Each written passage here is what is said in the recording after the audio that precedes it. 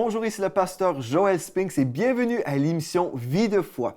Aujourd'hui, on va passer encore du temps dans la parole de Dieu et un temps de confession de la parole pour vivre une percée financière. Et aujourd'hui, j'ai le plaisir de recevoir encore une fois le pasteur Fofi Dello de Montréal. Bonjour, pasteur Fofi. Bonjour, mon très cher frère que j'aime beaucoup. Amen. Gloire à Dieu. Moi aussi, je vous aime et j'aime votre ministère. Vous êtes toujours édifiant à l'émission Vie de foi. C'est pas une vie de doute, mais une vie de foi et de percée dans nos vies. Gloire à Dieu. Et toute cette semaine, je crois que plusieurs personnes partout à travers la francophonie, vivent des miracles et des délivrances. Vraiment, c'est un temps révolutionnaire pour le peuple francophone. Effectivement. Pendant des années, on a entendu parler du Dieu des anglophones, où on avait des studios de télévision dans le monde anglophone, des grands ministères, et puis on se disait, c'est pour les Anglais. Tout ça, les miracles arrivent dans le peuple anglophone. Mais on a compris que le Dieu anglophone était le même Dieu pour la francophonie. Amen. Et nous vivons des percées. Et à la maison, si vous croyez, vous verrez la gloire de Dieu. Amen. Gloire à Dieu. Donc, si vous avez un besoin dans vos finances, j'avais dans mon cœur cette pensée, pasteur Fofi, comme on a parlé cette semaine des percées. Il y avait des gens à la maison qui disaient, c'est vrai, je crois les versets, là, vous avez cité la parole de Dieu, donc je dois croire, mais je crois que Dieu fait des exceptions pour vous parce que vous êtes pasteur. Donc, dites-moi, pasteur Fofi, croyez-vous que Dieu fait des exceptions pour nous? Non. Dieu n'a pas des enfants privilégiés ou bien des enfants chéris. Toute personne qui a foi en Christ, qui a donné sa vie à Jésus, qui l'a accepté comme Seigneur et Sauveur, est un privilégié de Dieu, est un enfant chéri. Dieu ne fait exception de personne, pasteur. C'est seulement la plateforme que Dieu nous donne, c'est l'obéissance à sa parole, la foi. La foi, c'est ça. Parce que moi, je crois, comme j'ai souvent prêché, Dieu veut faire des chouchous dans son Église. Mais en fait, il veut que chaque être humain soit un chouchou. Un chouchou, exactement. Mais en fait, on doit se positionner dans la foi pour recevoir. La plateforme que Dieu nous donne, c'est la foi. Si on résiste, on dit non, ce n'est pas pour moi, c'est difficile de recevoir. On a déjà établi une chose importante. Si on voulait marcher dans la bénédiction financière et être délivré de la malédiction, et il faut premièrement reconnaître que oui, la pauvreté, c'est une malédiction et on doit croire dans le Seigneur Jésus. Donc, on a dit, premièrement, nous devons passer de la mort à la vie, être un enfant de Dieu. Et ensuite, on doit se connecter à la bénédiction. Et la connexion, ça se passe avec l'obéissance, en fait, concernant les lois spirituelles de Dieu. Donc, on a mentionné les dîmes et les offrandes. Certainement, on ne peut pas mettre de côté les lois spirituelles et simplement prier pour une percée en marchant dans la désobéissance. Ça ne fonctionne pas comme ça. Et aujourd'hui, ce qu'on veut voir, c'est vraiment comment passer à l'action maintenant. Si on a déjà accepté, oui, je vais marcher dans l'obéissance, mais j'ai ma carte de crédit et puis je passe mon temps à dépenser les limites ou je dépense constamment. Est-ce que, selon vous, pasteur Fofi, l'enfant de Dieu qui marche dans la sagesse, est-ce qu'il devrait s'établir un budget ou est-ce que c'est charnel? Qu'en pensez-vous? Vous savez, pasteur Joël, c'est que Dieu est un Dieu d'ordre. Oui, un Dieu d'ordre. Oui. Marcher par la foi ne veut pas dire qu'on doit perdre le contrôle, qu'on doit perdre notre intelligence. Non, c'est faux, ça c'est exagéré. Et malheureusement, il y a beaucoup de personnes qui disent « je vis par la foi en faisant n'importe quoi. Tu vas les payer. C'est ça. Nous devons utiliser aussi notre intelligence. Pourquoi aller parfois dépenser pour des choses qui ne vaut pas la peine? Là, c'est un problème. Parce que les gens demandent à Dieu de payer des choses. En fait, de payer sa folie. Ça ne marche pas. Dieu nous a donné de l'intelligence pour réfléchir aussi, à savoir dans nos décisions. Parce que, vous savez, pasteur, les décisions que nous prenons maintenant ont des effets demain. La foi ne nous exempte pas de faire n'importe quoi, de prendre ta carte de crédit et commencer à dilapider toutes des choses même qui ne sont même pas importantes. Mais non, je ne sais pas si... Qu'est-ce que vous en pensez? Certainement, moi je crois que c'est vraiment important d'établir de l'ordre, comme vous dites, dans nos vies. Et nous plaçons Dieu en priorité. En priorité, numéro 1, pas numéro 10, comme dans le cas de plusieurs chrétiens. Les gens disent, bien là, je n'ai pas les moyens ce mois-ci, donc Dieu va tomber au rang numéro 10. Ça ne marche pas comme ça. Dans notre milieu. Donc, il faut vraiment que Dieu soit numéro 1, chercher premièrement le royaume de Dieu et sa justice. Et toutes ces autres choses, Dieu va s'en charger pour nous. Mais on met Dieu au rang numéro 1. Amen. Ensuite, on va payer les autres factures. Exactement. Et Dieu va toujours prendre soin de nous. Donc, je crois que c'est vraiment important de mettre de l'ordre, premièrement à ce niveau-là. Ensuite, je crois que c'est intelligent d'établir un budget. Oui. On établit un budget et dans ce budget-là, on va toujours calculer la dîme et les offrandes aussi. Peut-être on veut soutenir des orphelinats, par exemple, d'autres ministères comme Enseigne-moi. Donc, la dîme revient à l'Église locale, mais les offrandes peuvent aller ailleurs aussi. Et on peut aussi faire des offrandes dans notre Église, certainement. Ça fait partie oui. du budget. Donc, c'est ça. Mais on va budgéter ça et ensuite, on va voir ce qui reste. Et là, on se met dans la foi pour des miracles, pour se débarrasser de certaines dettes. Et quand on réalise que cette dette est là, OK, on réalise, bien, c'est une montagne dans ma vie, là, j'ai le choix de parler la pauvreté et dire, oh, on ne s'en sortira jamais, nous sommes pris avec ces dettes. Si je regarde le contrat, on me dit ici que je vais payer pendant 10 ans. Et je peux juste déclarer la réalité. Mais je crois une autre chose importante, si on veut établir de l'ordre et se positionner pour le miraculeux, c'est important aussi pour nous de déclarer que cette dette quitte ma vie. Je parle à cette montagne de dette et je commande à cette dette de partir, mais en même temps, je dois arrêter de prendre ma visa et continuer à remplir cette dette. Malheureusement, c'est ça. C'est parce que les gens, parfois, bâtissent leur vie par la compétition. Par la rivalité. C'est des choses qui sont vraies, même dans la vie des chrétiens. Ils se rivalisent, ils bâtissent leur vie dans une compétition effrénée. Mais ça ne marche pas. Tu n'es pas en compétition avec qui que ce soit. C'est ça. Donc, c'est ça. Tu dois organiser ta vie. Premièrement, il y a quelque chose qu'on doit, en passant, un proverbe africain qui dit qu'un coq ne peut pas avaler ce qui dépasse la grandeur de sa gorge. Ah, OK. Vous voyez, il y a des moments, les gens veulent. Tu sais, Dieu nous conduit aussi étape par étape. C'est ça que j'ai compris. C'est ça que j'ai compris. Tout en mettant ma foi en pratique, je sais que Dieu me conduit étape par étape. Je prends un exemple. Aujourd'hui, je peux me permettre de faire une dépense plus grande qu'il y a de cela 5 ans. Parce que mes finances, il y a de cela 5 ans, ne plus par rapport à aujourd'hui. Ça veut dire, je fais des percées, je fais des avancées. Quelque part, la sagesse me demande aussi de gérer mes finances et de dépenser selon le moyen que j'ai pour le moment, tout en sachant mettre Dieu en première position. Parce que je n'attends pas que je sois richement béni comme on le pense, pour mettre Dieu en première position. C'est faux. Avec le peu que j'ai, je mets d'abord Dieu en première position. Je gère mon budget. Je me discipline devant la carte, parce que vous savez, quand vous voyez les gens baisser leur tête même en passant la carte, mais tu sais, si tu passes ta carte n'importe comment, demain tu vas pleurer. C'est ça. Examiner, regarder le vrai besoin. Le vrai besoin. C'est ça. Dieu n'est pas là pour payer le superflu, mais voir le vrai besoin, dépense comme il faut, tout en mettant d'abord Dieu en première position. Et tu aimeras le Seigneur Dieu de tout ton cœur. C'est le Seigneur qui doit être en premier lieu. C'est ça. Et je crois que Dieu voit comment nous gérons notre argent. Ah oui, c'est très important. Pasteur Joël, mais vous savez qu'il y a beaucoup de personnes qui ne croient pas que Dieu regarde comment nous gérons nos finances. Ah, c'est ça. Pour eux, Dieu, tout simplement, il n'entend que les choses spirituelles.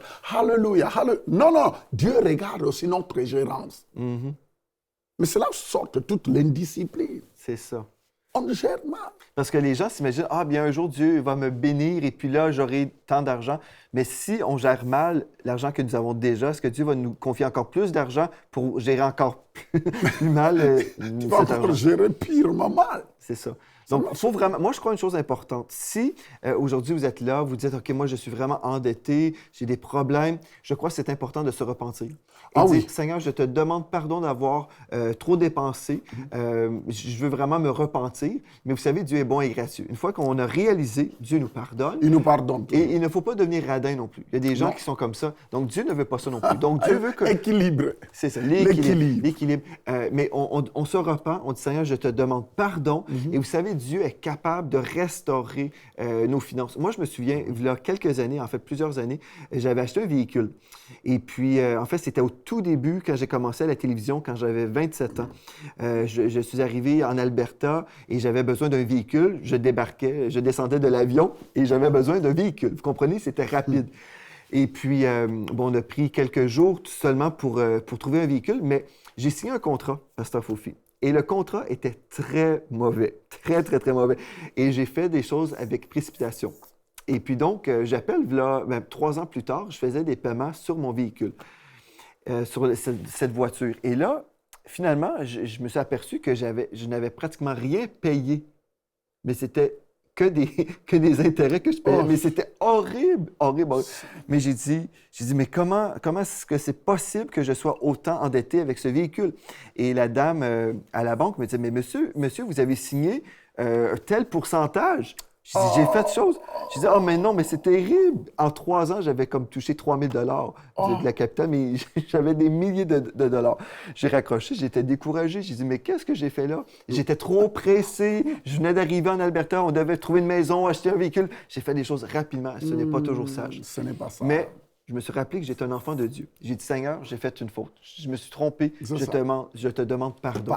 Et Seigneur, je déclare que tu restaures cette situation. J'ai été racheté de la malédiction. Il y a des gens qui vont dire, bien, voilà, c'est de ta faute, donc tu dois payer. Mais j'ai dit, Seigneur, je déclare que je suis racheté de ma folie au nom de Jésus. Dans l'espace de 2 semaines, cette voiture a été totalement payée. Dans l'espace de 2 semaines. Wow. Donc, c'est important de se tourner vers le Seigneur et dire, Seigneur, tu es ma source. On peut être là et dire, finalement, j'ai fait cette Non, il y a une décision, il y a des décisions qu'il faut toujours prendre. Oui. Tu sais que quel que soit comment on est tombé plus bas, on peut se relever. C'est ça qui est bien avec le Seigneur. Oui. La Bible dit, le juste peut tomber 10 fois. Dieu le relève 10 fois. C'est ça la bonne nouvelle, c'est que tu dois te ressaisir. Ne laisse pas la culpabilité, ne laisse pas la condamnation t'étrangler. Non, non, non, non. Ressaisis-toi. Amen. Chaque personne arrive à commettre des erreurs dans la vie. Et même dans nos erreurs, on apprend. Amen. Nous apprenons. Alors, ressaisis-toi. Moi, tu sais, pasteur, je vis, on a tous commis des erreurs.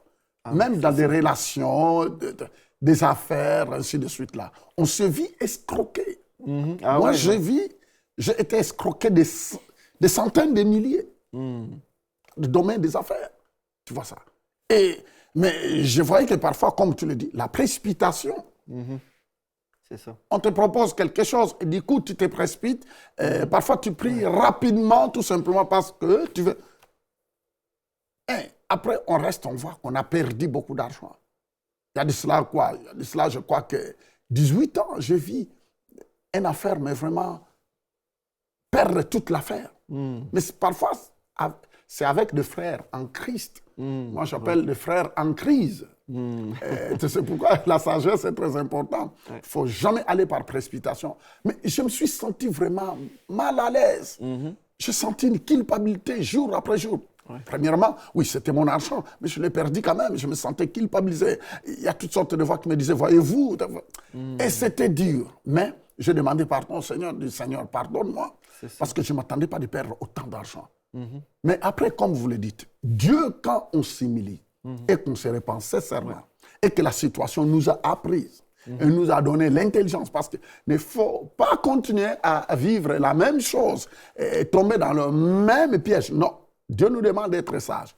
Pasteur, le Seigneur a restauré en un clin d'œil. Le Seigneur a restauré. Il est le Dieu qui restaure. C'est pourquoi j'ai toujours dit aux gens, parfois, au lieu de garder rancune, au lieu d'en vouloir, tant que tes mains sont là, la Bible dit que Dieu bénira le travail de tes mains. Amen. Dieu est capable de te restaurer et de t'amener loin. Et je sais que parfois, il y a d'autres personnes, vous êtes passés par là, comme l'exemple qu'on vient de donner ici, l'exemple que le pasteur Joël vient de donner, comme mon exemple.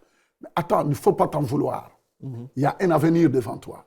Les promesses de Dieu ne changent pas. Quelles que soient nos faiblesses, Dieu est capable de te restaurer. Amen, amen. Alléluia. Et Dieu l'a fait dans mon cas. Et je crois une chose importante, c'est vraiment de réaliser que Dieu est notre source. Dieu est notre source et tout ce que nous avons appartient à Dieu. Amen. Je me souviens à un autre moment où j'étais en train de travailler dehors, dans mon jardin, et l'Esprit de Dieu m'a dit, tu vas donner cette fourgonnette que j'avais reçu en cadeau, en fait. Amen. Quelqu'un m'avait offert une belle fourgonnette. Et le Seigneur, le Saint-Esprit m'a dit, tu vas semer cette fourgonnette dans la vie d'un frère dans une autre église que je connaissais à peine.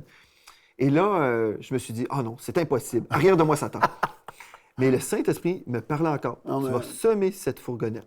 Donc, j'étais là, j'ai dit, OK, Seigneur. Et donc, j'ai trouvé le numéro de téléphone du frère en question et je l'ai appelé.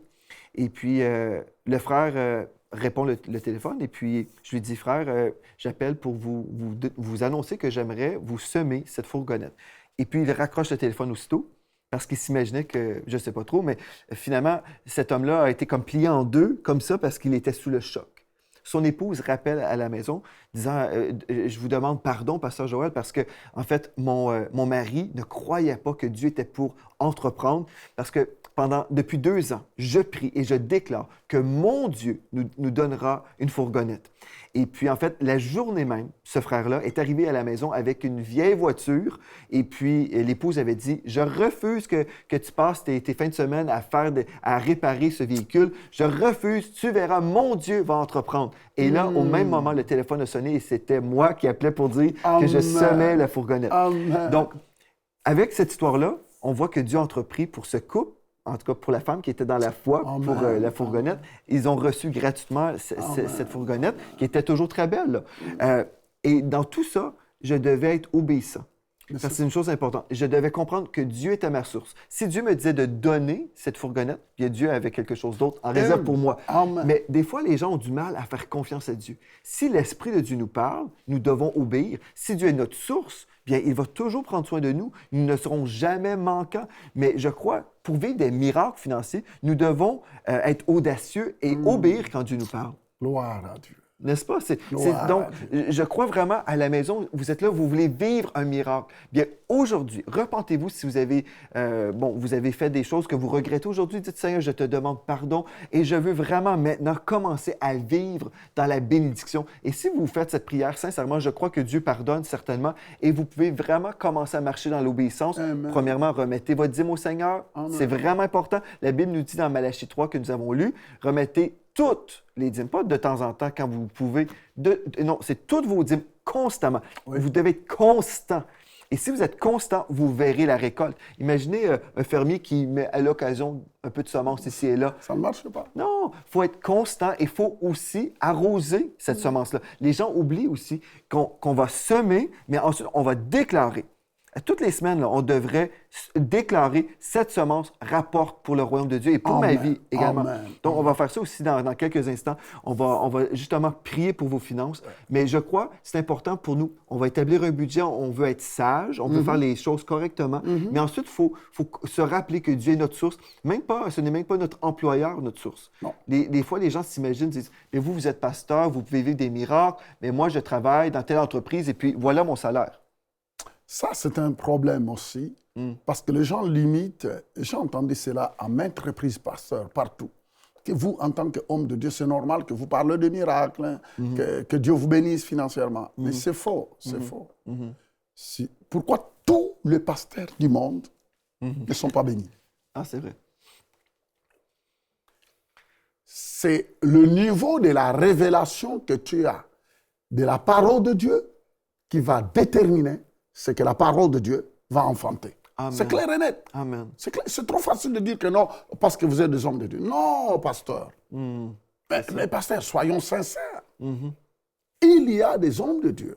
Par manque de cet enseignement, de cette connaissance, ils traversent des moments difficiles. Ils pensent que les Américains doivent leur envoyer des dons. Et moi, je voyage partout dans le monde. Je vois parfois la perception des hommes de Dieu qui disent non, nous avons fait une demande aux États-Unis pour qu'ils nous envoient ceci, mais ils n'ont pas voulu. Mais je dis, mais attends, le Dieu des Américains est le même Dieu que tu crois. Amen. À n'importe quel coin du monde, géographiquement parlant. Si tu comprends ces principes et commencer, parce que chaque chose a un commencement.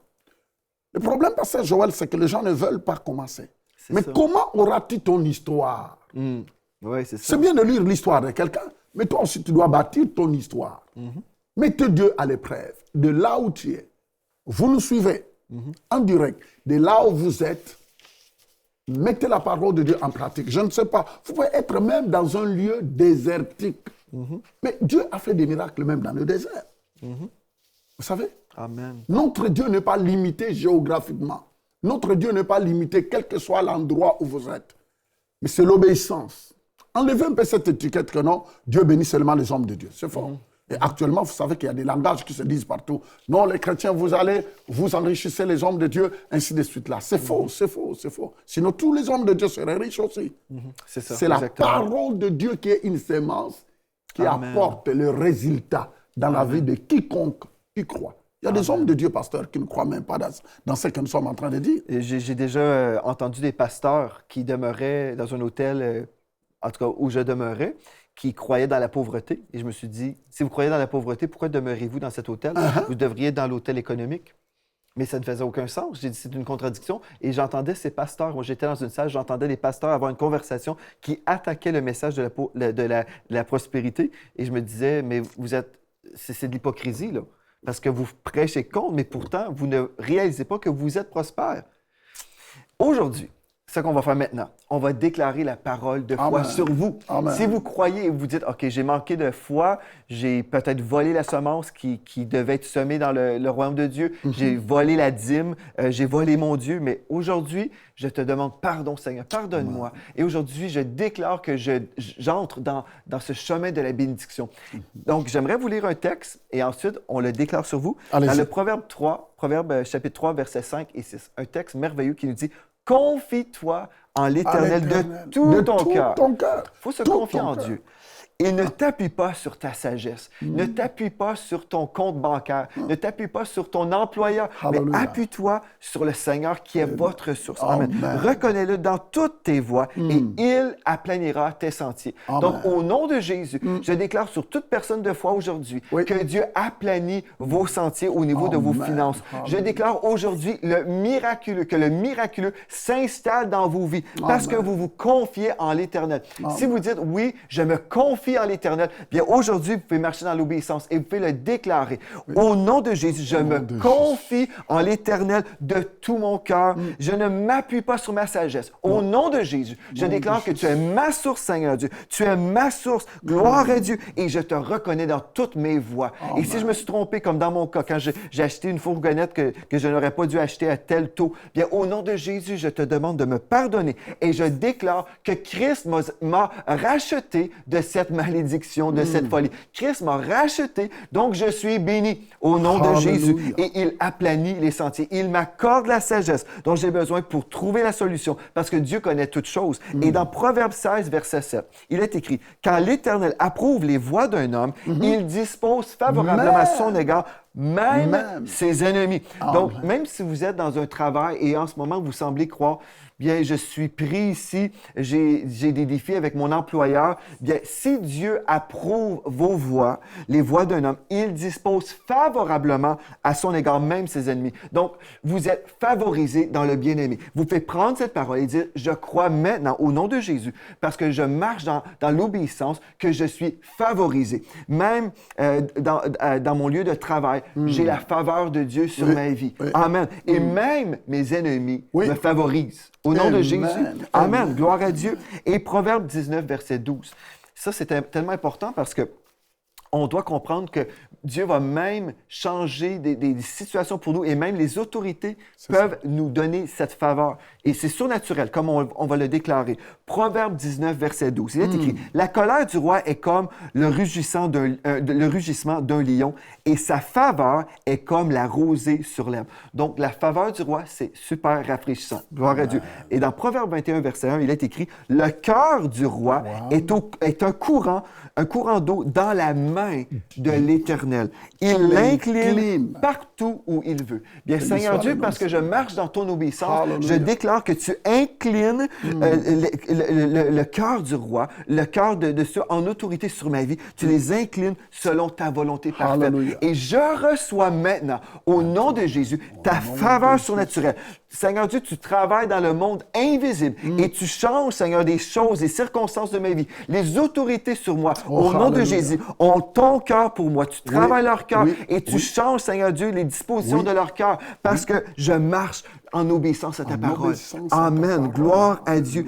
Tu l'inclines partout où il veut, où tu veux, Seigneur Dieu. Je reçois, Seigneur, cette percée dans ma vie. Je reçois cette percée dans mon travail. Je reçois cette percée dans mes finances personnelles, dans ma maison. Au nom de Jésus, je déclare que je suis béni. Et Pasteur Fofi, peut-être vous pouvez continuer dans cette même direction pour ceux qui ont besoin de vivre cette percée aujourd'hui. J'en suis sûr et certain qu'il y a d'autres Amen. qui nous suivent, Gloire à Dieu. qui ont été victimes d'escroqueries. Je prie qu'en ce moment même, que le Seigneur puisse opérer un miracle dans ta vie. Gloire à Dieu. Un miracle dans ta vie, quel que soit le type d'escroquerie que tu as vécu. Que maintenant même, que la main de Dieu entre en action dans ta vie. Que les anges qui sont au service de ceux qui croient puissent entrer en action afin que tu puisses sortir de ce dilemme financier que tu es en train de vivre. Amen. Père Céleste, je te prie pour les affaires. Je te prie pour les affaires d'une dame qui vient de vivre un incendie. Je peux voir cela. Dans le nom de Jésus, Seigneur, oh Père, glorifie ton nom parce que tout ce que tu nous montres, tu les confirmes. Je vois une dame et tes affaires viennent d'être victimes d'un incendie et tu es en train de promener tes regards de gauche à droite te disant, qu'est-ce que ma vie va devenir? Et le Seigneur me dit de te dire que parce que tu as été fidèle, en l'honorant, le Seigneur va te surprendre parce qu'il sait où il va aller trouver l'argent, où il va mettre, et tu verras que tes affaires vont se tripler 3 fois au nom de Jésus. Amen. Père, merci parce que tu confirmes cette parole dans le nom puissant de Jésus. Amen. Oh, hallelujah. Gloire à toi, Père, Seigneur glorifie ton nom, glorifie ton nom. Amen. Seigneur, essuie ses larmes, essuie les larmes de cette femme. Oh, Rabassata, Alléluia. Père, glorifie Merci, ton Seigneur nom. Jésus. Glorifie ton Gloire nom. à Seigneur, montre-la que tu es son Dieu, que tu es l'Éternel, qui veille sur tout ce qu'il fait. Alléluia. Oh, glorifie Gloire à ton nom, Dieu. Père. Amen. Et moi, je vois une armée de pasteurs Amen. qui se lèvent, qui refusent la tradition, qui veulent se tenir Oui. pour la vérité de la parole de Dieu, qui vont prêcher la parole de Dieu, qui réalisent aujourd'hui que la pauvreté est une malédiction, comme nous avons lu Oui. dans Deutéronome 28. Et ils acceptent le rapport de Dieu qui va coûter quelque chose, qui va coûter de l'opposition, mais ils acceptent pour l'amour de Dieu. Par amour pour le Seigneur. Ils disent, je vais accepter ce rapport biblique et je vais prêcher à ces brebis que Dieu m'a donné, à qui Dieu m'a donné la charge, et je vais prêcher cette bonne nouvelle. Oui. Et vraiment, on va voir des changements partout à travers la francophonie parce que ces bergers, ces pasteurs se lèvent avec cette parole de foi. Oui. Gloire à Dieu. Je vous remercie d'avoir été là aujourd'hui. Merci, Pasteur Fofi. Nous avons Merci, été merci, bénis merci, et merci. nous allons conclure demain avec cette parole bénissante que Dieu veut vous bénir, vous délivrer, vous affranchir et continuer à déclarer cette parole de foi. L'Éternel, si l'Éternel approuve les voies d'un homme, il dispose favorablement à mon égard, même mes ennemis. Gloire à Dieu. Donc, soyez bénis et à demain. Amen. Cette émission est rendue possible grâce au précieux soutien des partenaires d'Enseigne-moi Canal International. Retrouvez tous nos programmes sur enseigne-moi.com.